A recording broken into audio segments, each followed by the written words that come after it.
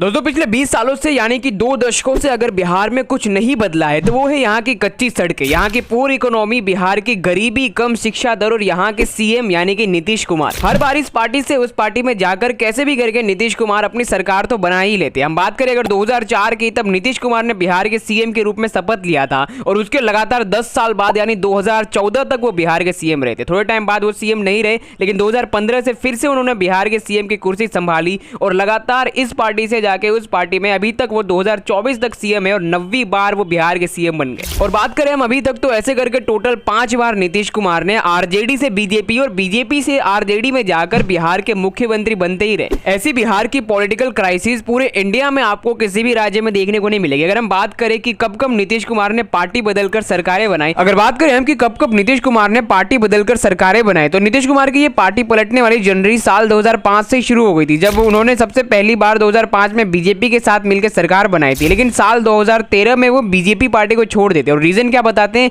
कि वो इस चीज से खुश नहीं है कि पीएम मोदी को उम्मीदवार के रूप में चुना गया है, पीएम के उम्मीदवार के रूप में, इसलिए वो 2013 में बीजेपी के साथ गठबंधन तोड़ देते और आरजेडी में चले जाते। लेकिन इसके 2 साल बाद यानी साल 2015 में बिहार के इलेक्शन होते हैं, जिसमें नीतीश कुमार और आरजेडी का जो गठबंधन था वो सरकार बनाती है। पर 2015 के इलेक्शन के जस्ट 2 साल बाद ही वो आरजेडी पार्टी को छोड़ देते हैं, गठबंधन तोड़ देते हैं, क्योंकि 2017 में आरजेडी के तेजस्वी यादव का करप्शन पकड़ा जाता है। इसलिए साल 2017 में नीतीश कुमार बीजेपी में फिर से चले जाते और वापस 2 साल बाद यानी 2019 में बिहार के इलेक्शन होते, जिसमें नीतीश कुमार की पार्टी अब बीजेपी के साथ सरकार बनाती। लेकिन फिर से 2-3 साल बाद यानी 2022 में नीतीश कुमार बीजेपी के साथ गठबंधन तोड़ देते और आरजेडी में चले जाते। नीतीश कुमार ने जब पिछली बार ये आरजेडी के साथ सरकार गठबंधन तोड़ी थी, तब लालू यादव ने तो ये तक कह दिया था कि सांप पर भरोसा कर लिया जाएगा पर नीतीश कुमार पर नहीं। लेकिन साल 2022 में जब नीतीश कुमार ने आरजेडी के साथ गठबंधन बनाया था, तब कांग्रेस और आरजेडी ने सभी ने आरजेडी के साथ खुशी खुशी गठबंधन और सरकारें बना ली थी। लेकिन उसके अलावा जब 2022 में नीतीश कुमार पलटी मारकर आरजेडी में गए थे, तब बीजेपी के जो अमित शाह थे उन्होंने ये तक कह दिया था कि नीतीश कुमार के लिए बीजेपी के दरवाजे हमेशा के लिए बंद हो चुके। आप लोगों के लिए भाजपा के दरवाजे हमेशा के लिए बंद हो चुके हैं। इसके अलावा नीतीश कुमार ने भी इस चीज के रिप्लाई में कहा था कि वो जिंदगी में फिर कभी बीजेपी में नहीं जाएंगे।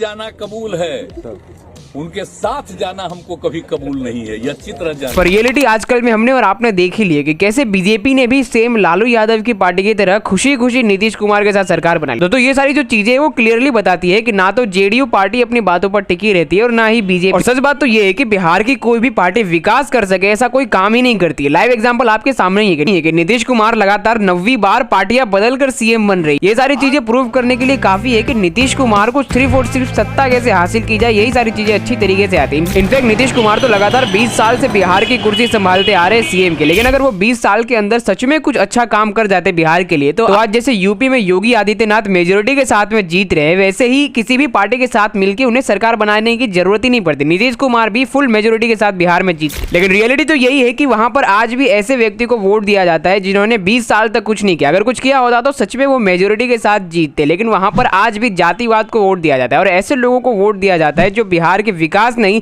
बल्कि सीएम की कुर्सी कैसे मिले उस चीज पर ज्यादा दिमाग लगाते हैं। लेकिन खैर दोस्तों, नीतीश कुमार को अंडर एस्टिमेट करने की कोशिश बिल्कुल भी मत करें, क्योंकि अगर बीजेपी की तरफ से ऐसी बात कही गई थी कि नीतीश बाबू के लिए उनके दरवाजे हमेशा के लिए बंद हो गए, लेकिन फिर भी अगर नीतीश कुमार अपनी आत्मसम्मान की रक्षा किए बिना बीजेपी में चले गए, तो इसके पीछे कुछ ना कुछ कारण तो होगा या फिर कोई ना कोई मजबूरी तो नीतीश कुमार की होगी। आज हम उसी चीज पर बात करने वाले हैं कि आखिर नीतीश कुमार ने किस वजह से लालू यादव का साथ छोड़ के बीजेपी के साथ में सरकार बनाई। और सबसे बड़ी चीज ये कि अब इंडिया अलायंस का क्या होगा, क्योंकि जैसा कि हमें पता है कि नीतीश कुमार ने ही इंडिया अलायंस बनाया था और नीतीश कुमार ही लीडर थे इंडिया अलायंस के। वही पीएम मोदी के सामने पीएम के उम्मीदवार के लिए इलेक्शन लड़ने वाले। तो जो नीतीश कुमार पहले इंडिया अलायंस से बीजेपी को हराने की सोच रहे थे, वही नीतीश कुमार अब बीजेपी के साथ सरकार बना रहे हैं। आप सब लोगों को हम बता देते हैं कि आज हमने इस्तीफा दे दिया, समझ गए ना। आखिर क्या चल रहा है यहाँ पर? क्या अब इंडिया अलायंस का गेम पूरी तरीके से ओवर हो चुका है या फिर नहीं? आइए जानते हैं इन सभी सवालों के जवाब आज की इस वीडियो में। Nitish Kumar latest political somersault. Nitish ji NDA में नहीं जाएंगे। नीतीश कुमार जी पहले भी आदंदे थे, अभी भी हैं। Among pigeons on Thursday, first snubbing an invite to join Rahul Gandhi's Bharat Jodo Nyaya Yatra and then leaving the Congress-led India bloc on edge by reaching दोस्तों 28 जनवरी 2024 को नीतीश कुमार ने बीजेपी के साथ में मिलकर 9वीं बार सीएम पद के लिए शपथ लिया। और फिलहाल में बिहार असेंबली सीट की बात करें तो बिहार में टोटल अभी 243 सीट है और उसमें से 78 बीजेपी के पास है और 45 जेडीयू के पास है। इसके अलावा जो जीतन राम मांझी की पार्टी है 4 सीट्स उनके पास है, यानी टोटल 127 सीट्स हो चुकी है यहाँ पर। और बिहार में सरकार बनाने के लिए 122 सीट चाहिए। लेकिन दोस्तों जैसा मैंने स्टार्टिंग में कहा था कि नीतीश कुमार ने यहाँ पर कुछ ना कुछ सोच के ही बीजेपी के साथ सरकार बनाई होगी, क्योंकि अमित शाह के द्वारा इतनी बेइज्जती के बाद नीतीश कुमार फिर से तो कभी बीजेपी जाने का सोच भी नहीं सकते थे। तो ऐसे में सब ये जानने के लिए इच्छुक है कि आखिर क्या कारण है जिसकी वजह से नीतीश कुमार ने अपने आत्मसम्मान की परवाह किए बिना बीजेपी में चले गए और जो पहले बीजेपी को हराने के लिए इंडिया अलायंस के लीडर थे अब वही बीजेपी के साथ सरकार बना रहे। तो उसका सबसे पहले रीजन की बात करें तो वो है इंडिया अलायंस के साथ मतभेद। अब आपको ये तो पता ही होगा कि नीतीश कुमार और बीजेपी के बीच में कितना ज्यादा मतभेद रहता है। नीतीश कुमार को नरेंद्र मोदी से इतनी परेशानी थी कि उन्होंने मोदी के पीएम उम्मीदवार बनने पर बीजेपी पार्टी के साथ गठबंधन तक तोड़ दिया था। तो यही नीतीश और मोदी की दुश्मनी को टक्कर देने के लिए नीतीश कुमार ने क्या किया, सबसे पहले 28 विपक्षी पार्टियों का अलायंस इंडिया अलायंस बनाया था और नीतीश कुमार ने ये सब विपक्षी पार्टियों को एक साथ जोड़ा था और बीजेपी के अगेंस्ट साल 2024 का जो इलेक्शन है उसे लड़ने वाले थे। अब यहाँ पे हुआ क्या कि सारे इंडिया अलायंस के नेताओं के बीच में एक मीटिंग चली कि इंडिया अलायंस की तरफ से कौन लीडर बनेगा। तो सारे जो नेता थे उन्होंने नीतीश कुमार का नाम दिया, क्योंकि बेशक नीतीश कुमार का ही यहाँ पर पूरा प्लान था और वो पर्सनली सभी विपक्षी नेताओं को इंडिया अलायंस में जोड़ने के लिए मना भी रहे थे। तो सारे नेताओं ने नीतीश कुमार को इंडिया अलायंस का लीडर बनाने के लिए हाँ कह दिया, यानी कि अगर इलेक्शन इंडिया अलायंस जीतती है तो देश के नए पीएम नीतीश कुमार बनेंगे। लेकिन राहुल गांधी को ये बात जमी नहीं, उन्होंने इस चीज को ये कहकर टाल दिया कि मीटिंग में अभी ममता बनर्जी और बहुत सारे नेता नहीं है, तो यहाँ पर ये फैसला नहीं लिया जा सकता है कि इंडिया अलायंस का लीडर फिलहाल में कौन बनेगा। अब सारे इंडिया अलायंस के जो नेता थे वो यहाँ पर समझ चुके थे कि इंडिया अलायंस के लीडर के उम्मीदवार के रूप में राहुल गांधी खुद को देखना चाहते। तो नीतीश कुमार को भी इसी चीज से बहुत बुरा लगा। वो अपना गुस्सा दिखाने के लिए जो नीतीश कुमार पहले मोदी के अगेंस्ट इलेक्शन लड़ना चाह रहे थे अब वो मोदी के जाके सरकार बना रहे। तो यही रीजन बताया जा रहा है इसके पीछे। उसके अलावा दूसरा रीजन यहाँ पर यह बताया जा रहा है कि पिछले कुछ दिनों से जेडीयू यानी कि नीतीश कुमार की पार्टी और आरजेडी यानी कि लालू यादव की पार्टी, इन दोनों गठबंधन के बीच में काफी ज्यादा विवाद देखने को मिल रहा था और दोनों पार्टी के बीच में विवाद की मेन जड़ थी भारत रत्न का पुरस्कार। अब यानी कि पिछले कुछ दिनों से क्या हुआ था कि भारत सरकार ने यह फैसला लिया था कि वो बिहार के फॉर्मर सीएम कर्पूरी ठाकुर जो है उन्हें भारत रत्न देंगे, क्योंकि कर्पूरी ठाकुर ने हमेशा ही बिहार को अपनी फैमिली से पहले देखा और अपने फैमिली के किसी भी सदस्य को उन्होंने मंत्री नहीं बनाया। तो इसी बात पर नीतीश कुमार ने भी कहा कि वो भी ऐसे भारत रत्न के लिए नॉमिनेट किए जाने चाहिए, क्योंकि उन्होंने भी दूसरी पार्टियों की तरह अपनी फैमिली में से किसी और को मंत्री नहीं बनाया और बिहार का विकास हमेशा ही करते रहे। इनडायरेक्टली यहाँ पर नीतीश कुमार ने क्या किया कि उन्होंने लालू यादव पर आरजेडी पर सवाल उठा दिया, क्योंकि लालू यादव के बेटे तेजस्वी यादव बिहार के डिप्टी मिनिस्टर बने रहे थे। तो इस बात पर बिहार के गठबंधन आरजेडी और जेडीयू के बीच में काफी ज्यादा विवाद देखने को मिल रहा था और इसके बीच में लालू यादव की बेटी ने यहाँ पर एक ट्वीट भी किया था जिसमें नीतीश कुमार के अगेंस्ट उन्होंने कुछ बातें कही थी और इसी वजह से नीतीश कुमार जो थे वो आए दिन काफी नाराज थे इन चीजों से। और साथ ही इसके अलावा नीतीश कुमार को इन चीजों से भी नाराजगी थी कि तेजस्वी यादव जो है वो बिना उनके परमिशन के कोई भी बातचीत कर लेते, कोई भी इंपॉर्टेंट फैसला ले लेते। अब अचानक से बिहार की सरकार की दो पार्टियों के बीच में इतना टेंस पैदा होने लगा और नीतीश कुमार ने चुनावी माहौल भी देखा। उन्होंने देखा कि इस बार बिहार में बीजेपी को बहुत ही ज्यादा सीटें मिलने वाली। तो अब यहाँ पर आप देखो कि नीतीश कुमार ने कैसा दिमाग लगाया। नीतीश कुमार को ऐसा लगा कि अब गलती से भी राहुल गांधी को इंडिया का अगर लीडर बना दिया जाएगा तो वो इंडिया के लीडर भी नहीं रह पाएंगे